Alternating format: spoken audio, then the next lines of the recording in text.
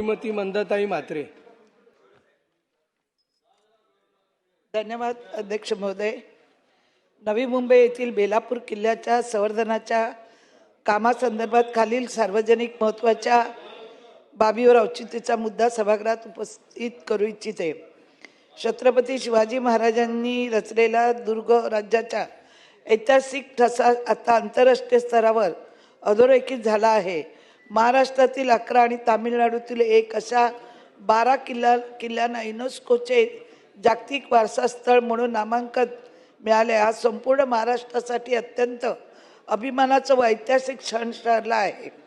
त्याचबरोबर नवी मुंबई येथे बेलापूर किल्ला संवर्धनाकरता किल्ल्याचे सुशोभीकरणाचे काम सिडको मार्फत सुरू होते. यामध्ये पडक्या भिंती, तटबंदी, तडे गेलेले कोट, दगडी बांधकाम करून मजबूत करणे, किल्ल्यावर जाणाऱ्या दगडी पायऱ्यांची पायवाट नव्याने बांधणे, ढासळलेले बुरुज भक्कम करणे, एम्पी थिएटर, कॅफेटेरिया, स्वच्छतागृह, वाहनतळ, फूटमॉल अशा एकूण 18 कोटी खर्च करून विविध विकास कामे सिडको मार्फत सुरू होती.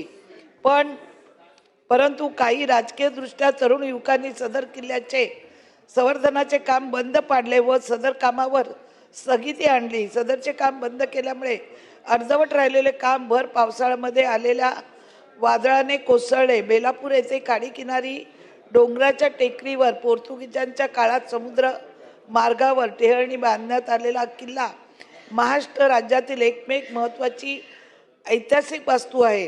चिमाजी अप्पाने उभारलेली ही वास्तू नवी मुंबईचे वैभव मानले जात आहे.